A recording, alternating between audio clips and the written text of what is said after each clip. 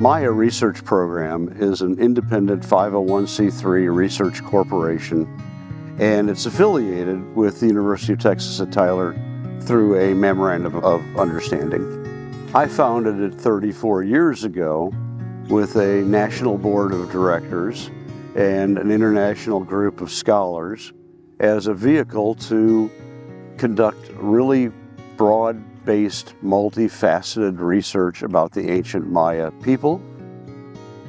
We're just counting and weighing the artifacts we cleaned earlier, so that way we have a correct record of each lot.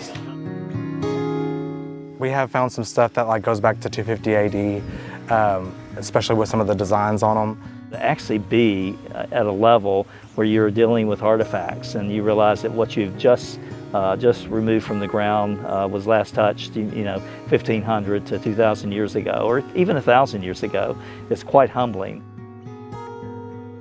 I remember the first time I found a small piece of pottery, it just kind of makes it more real that people were here, 1,000 years ago and had technology and lives and meaning.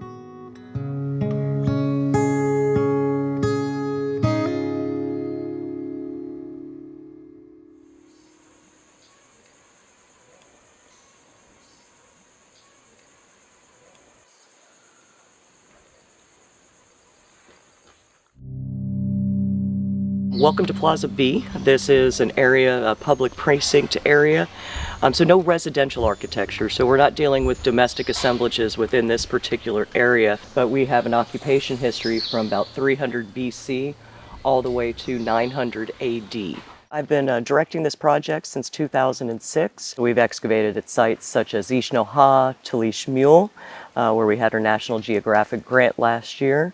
We've also been working here at the site of Tznum since 2019, and we've also worked at other subsidiary sites throughout this edge of the Alacranes Bajo. Phone missing? Yeah, obsidian.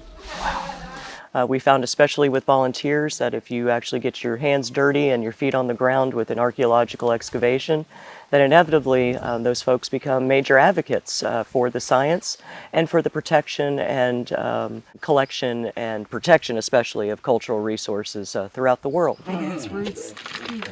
It's a whole immersive experience. This session, I was lucky enough to actually uncover a whole new structure.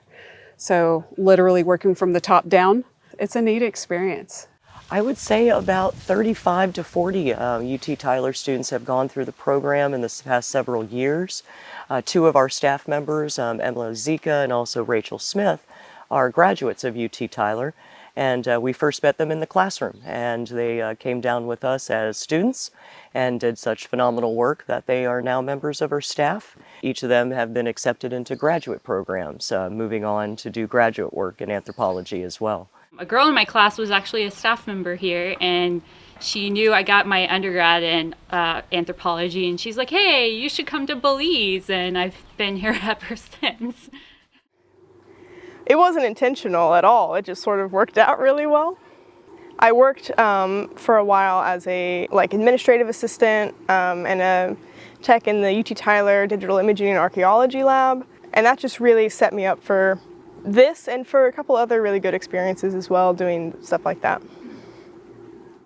It really does ground the students of the difficulties sometimes of archaeological excavations. Simply getting to a site, having to accommodate, a couple kilometer hike into your day in management.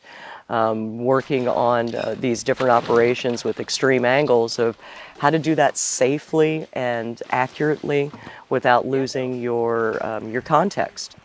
Because it's not Indiana Jones. It's not like it's just sitting up on a monument, all sun shining down on it. It's a lot of physical hard work. Often we see on, and we've been part of things with the Discovery Channel and National Geographic, you see the archaeologists working with brushes and doing fine-tuned work.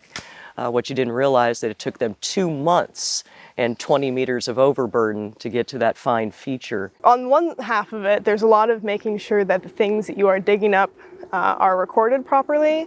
And then on the people side, you have to sort of play to people's strengths. Usually people tend to sort of gravitate towards the part of excavating that they like the most. So for some people, they really love the actual like pickaxing through dirt and, you know, really digging. And for other people, that's more like they like going through the buckets and finding all the cool artifacts. It's sort of a team effort. And so you kind of just have to figure out where people belong on that team.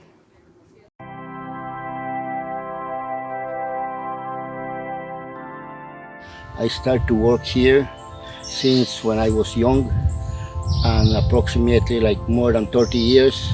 You know, right now in our tradition, we are already losing the language, you know, the Mayan language. Just last year, I hired some young kids.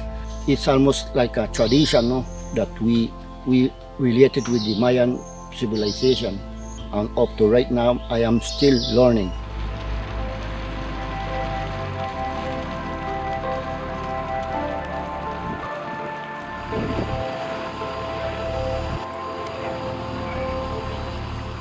It actually, like, I wasn't really excited to come out here at first, but honestly, you see this right here? It's a rock. But it's actually been kind of like an awakening almost. Like, because you don't know how good you got it until you come out here and start like really challenging yourself mentally and physically, but it's been pretty fun. I think it helps you grow character. It's just an international project, so you meet a lot of different people, have a lot of interesting conversations. What I love about the fact that UT Tyler students are part of this is that they get exposed to vastly more than I can ever teach them or show them individually standing in front of a classroom. And they build relationships. They build relationships with each other. They build relationships with other students. We have faculty from Germany, Belgium, Australia.